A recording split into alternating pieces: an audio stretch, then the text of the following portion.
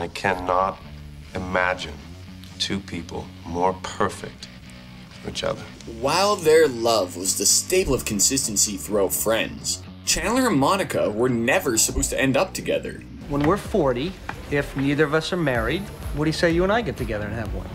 They first bumped dirties in the season 4 finale and never looked back. However, they were originally never meant to be, or at the very least, never meant to last. You make me happier than I ever thought I could be. Remember Rachel and Ross's will they won't they relationship as being the emotional core of the show. But a huge reason for why that on again off again love worked was because it was juxtapositioned next to Chandler and Monica's steady burn of a relationship. I love you, Monica. I love you too, Chandler. Writers of the show first pitched the idea while plotting out the second season. It was originally seen as a fun mini-plot, possibly running for a few episodes, or even just used as a one-time gag. Never gonna find a boyfriend again. Hey, now besides, worst comes to worst, I'll be your boyfriend. However, writers decided that it stank of desperation, and with Ross and Rachel's "We were on a break!" dominating the romantic plotlines of the first season and spilling over into the second, it seemed a bit redundant to have 4 of the 6 main characters involved in a messy on and off again relationship. Hey, at least nobody was trying to get Phoebe and Joey together, because that would have been a disaster. Maybe you and I should do something. All in good time, my love. All in good time.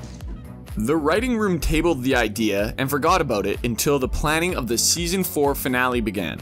As a brief refresher, the season 4 finale is the one with Ross's wedding. Emily and I, we decided to get married.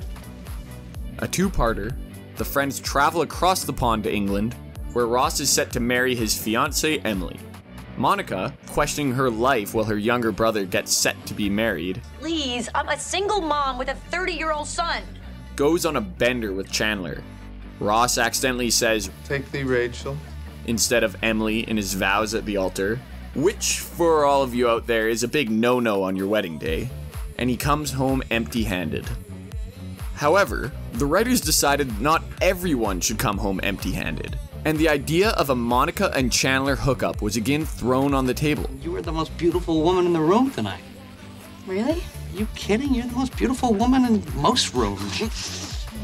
This time, everyone liked it, and season 4 ended with Monica popping up in Chandler's bed after a drunken night out. Even then, it seemed like Monica and Chandler's fling was just that. How could we have let this happen? 7 times. A fling and nothing more. Something to fill out a few episodes before returning to their platonic friendship. Even Courtney Cox and Matthew Perry, who played Monica and Chandler on the show, were originally against the long-term pairing of their characters. It's kind of an interesting dynamic because I think it's the 2 most neurotic people on the show. They thought it seemed a little forced and would overlap too much with Rachel and Ross's love story. It seemed like a candle that was destined to flame out over the course of the next season to make way for Ross and Rachel's breaks. However, the fans of the show had different ideas for the couple, and there's a famous saying in show business that the fans are always right. The one with Ross's wedding was filmed in London, England. A massive hit in Britain, the Friends showrunners decided to capitalize on that success and filmed the hour-long season finale across the pond in front of a live studio audience. The plot of the episode was kept hidden from the audience beforehand, and when Monica popped out from under Chandler's covers after hiding from her brother Ross in the second half of the episode, the audience went wild. You think you knew I was here? So wild, in fact, that they needed to do a half-dozen takes of the scene before they could even get the crowd to stop cheering long enough to hear the actors' lines. Saul Austerlitz, who wrote the book Generation Friends, an inside look at the show that defined a television era, wrote that fans loved the coupling so much that when revealed, the entire studio shook for minutes as they showed their approval. Writers and executives on the show quickly realized that they had found a gold mine when they combined control freak Monica and too sarcastic for his own good Chandler. We only ordered one. You know it's twins, right? Oh, yeah. These are the faces of two people in the know. Ideas for a quick fling before going back to normal were thrown out the window, and entire story arcs for the couple were drawn up leading into season 5. So, what made Monica and Chandler's relationship such a big hit anyways? It didn't have the fireworks and the will they won't they of Ross and Rachel. We are so over. Fine by me! In fact, it seemed a little bland.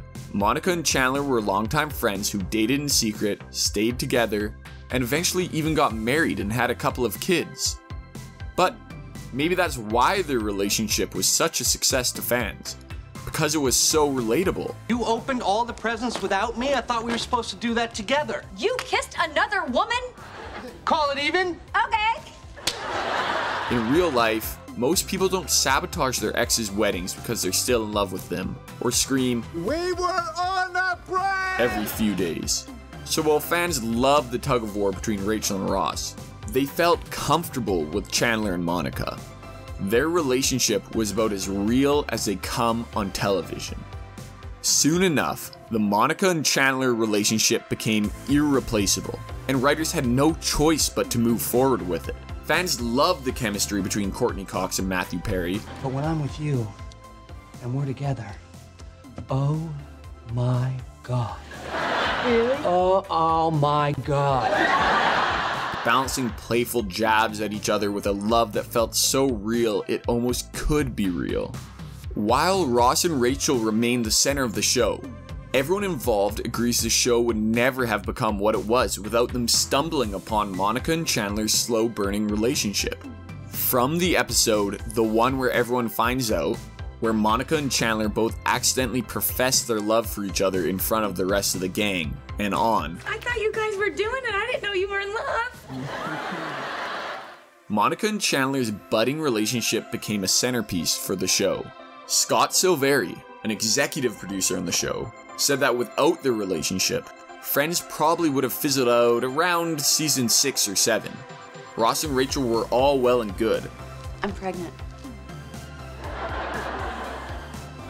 And you're the father, by the way? You got it. But only so many storylines could stem from those two and their insecurities. The relationship even added new flavors to the characters of Monica and Chandler. Are you saying that you don't want to get with this? With neurotic Monica being calmed down by the ever sad and sarcastic Chandler, and vice versa. They went from hiding their relationship to marriage and even a few adopted kids throughout their 6-season run as a couple. I really want a kid. And when that day finally comes, I'll learn how to be a good dad. So, while Monica and Chandler were originally never even supposed to become anything more than friends, giving them a chance may have ended up being the best decision that the show ever made, as it turned a great sitcom into one of the most famous television shows of all time. One that has withstood the test of time and become a mainstay on people's rewatch lists for over 2 decades. I think it's safe to say that letting Monica pop out from under those covers was the right choice. Good job, friends.